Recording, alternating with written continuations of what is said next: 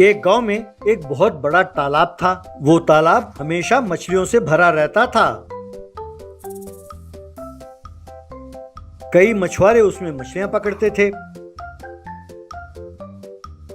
हर साल उस तालाब के लिए नीलामी होती थी। हर साल कोई ना कोई धनवान उस नीलामी में भाग लेकर उस तालाब का मालिक बन जाता। इस तरह जिस व्यक्ति ने नीलामी में उस तालाब को जीता, उस साल के लिए सारे मछुआरे उस व्यक्ति को पैसे देते थे।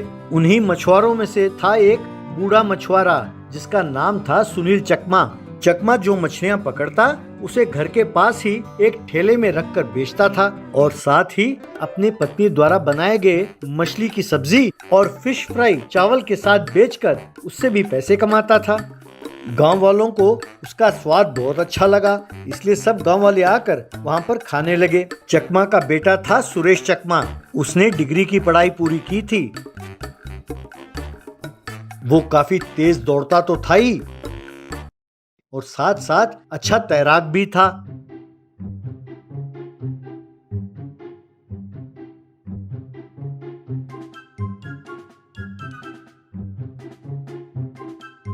उसने तैराकी के मुकाबले में बहुत सारे मेडल्स जीते थे। उसकी इच्छा थी कि वो अपने प्रतिभा के बल पर पुलिस में नौकरी ढूंढे। एक बार उसने एसआई के पोस्ट के लिए कॉम्पिटिटिव एग्जाम्स लिखे और साथ साथ मेडिकल, फिजिकल सब टेस्ट में भी वो उत्तीर्ण हुआ।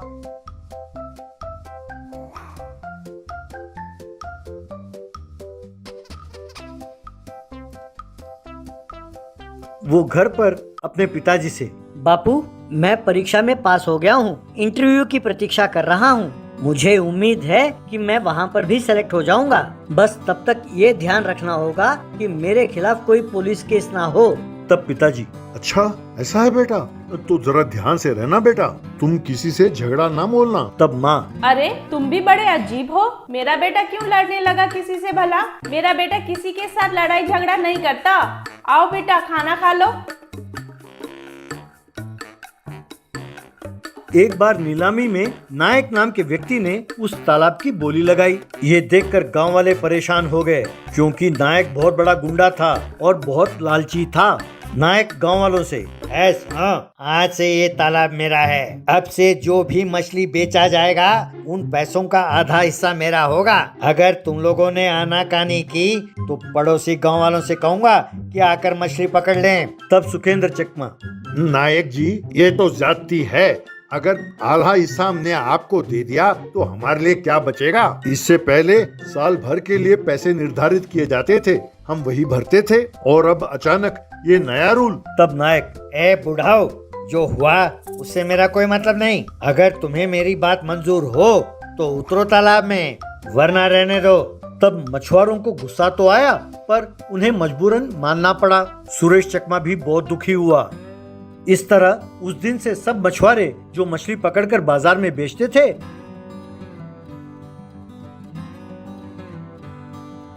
उसका आधा कमाई लाकर नायक को देते थे। जो थोड़े बहुत पैसे बच जाते थे वो लाकर घर में अपने पत्नियों को देते थे और बहुत दुखी होते थे। एक दिन नायक अपने आदमियों को लेकर मछुआरों के ठेले के पास आया। क्यों रे बुढ़े, तू किसे धोखा देना चाहता है? चुपचाप मुझे जो पैसे मिलने चाहिए वो मुझे दे दो। तब सुरेंद्र चकमा, ये क्या कह रहे हो साहब? आज मैंने 50 किलो मछली पकड़ा था, उसमें से आधा यानी 25 किलो मछली के पैसे मैं पहले ही आपको दे चुका हूँ। अब भला मैंने इसमें धोखा क्या किया? तब नायक, अरे वो तो ठीक है, लेकिन ये जो तुम फिश फ्राई और मछली की सब्जी बनाकर बेच रहे हो, इन पैसों का क्या? ये तेरे बाप की कमाई है, निकालो पैसे। तब सुरेश चकमा, नायक जी, जरा सोच समझ के बात कीजिए। आपका हिस्सा आपको दे दिया है, जो बचा हिस्सा है उसे हम जो मर्जी करें। आपसे मतलब? बड़ों से ऐसी बात की जाती है? तब नायक, क्या बकवास कर रहे हो? इसमें बड़े छोटे क्या होता है? कल से खबरदार जो तुम तालाब में उतरे, ये मेरा हुक्म है, कहकर अपने आदमियों से, अरे तुम लोग देख क्या रहे हो, हो जाओ शुरू। यूं कहते ही उसके आदमियों ने ठेले को उल्टा किया और सारा सामान उठाकर फेंक दिया। तब नायक को गुस्सा आया और उसने उन्हें मारा। जवाब में उन लोगों ने भी नायक को मारा। इस तरह नायक और उसके आदमियों को सुरेश चकमा ने खूब मारा।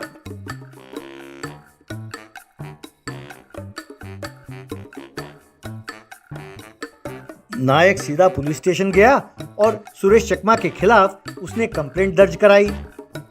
बाद में एसआई सुरेश चकमा से, बेटे तुमने ये क्या कर दिया? मैंने उससे बहुत मिन्नतें की लेकिन वो माना नहीं। मैंने उसे समझाया कि वो केस वापस ले ले, तुम्हारे नौकरी का सवाल है, पर वो माना नहीं। अब तुम्हें नौकरी मिलना मुश्किल है बेटा। ये सुनकर चकमा बहुत दुखी हुआ। घर लौटकर उसने घर वालों से ये बात कही। घर वाले भी ये सुनकर बहुत दुखी हुए। उस दिन से बाप और बेटे मिलकर मजदूरी का काम करने लगे। एक दिन सुरेश चकमा तालाब में तैराकी कर रहा था।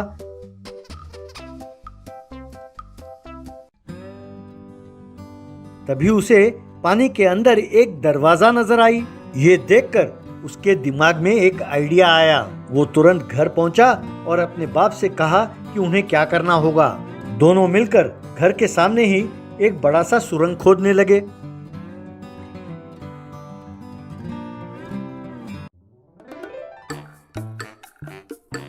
यूं खुदाई करते करते वो एक दरवाजे के पास पहुंचे।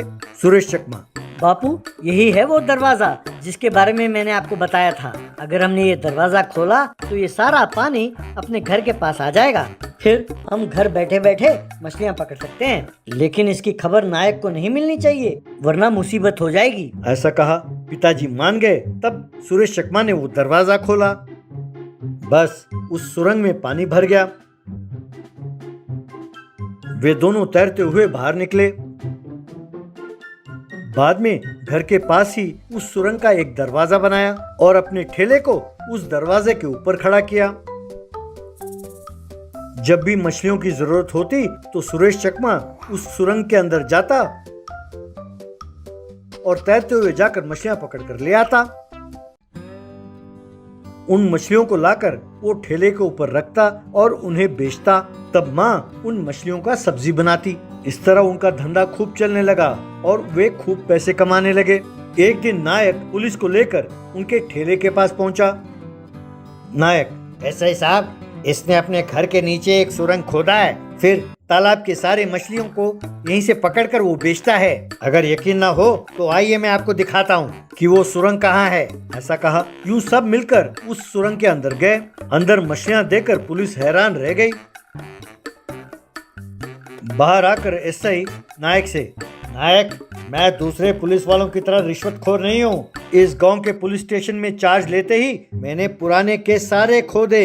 मैं समझ गया कि तुमने जानबूझकर इसके खिलाफ नकली केस दर्ज किया है। अगर ये अपने घर के नीचे सुरंग खोदें और उसमें पानी आ जाए तो इसमें इनकी क्या गलती है? तुम्हें जेल के अंदर डालकर अच्छी तरह पिटाई करें तब जाकर तुम सुधरोगे।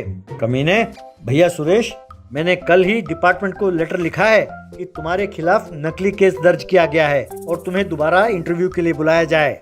Wish you all the best कहकर नायक को गिरफ्तार करके ले गया।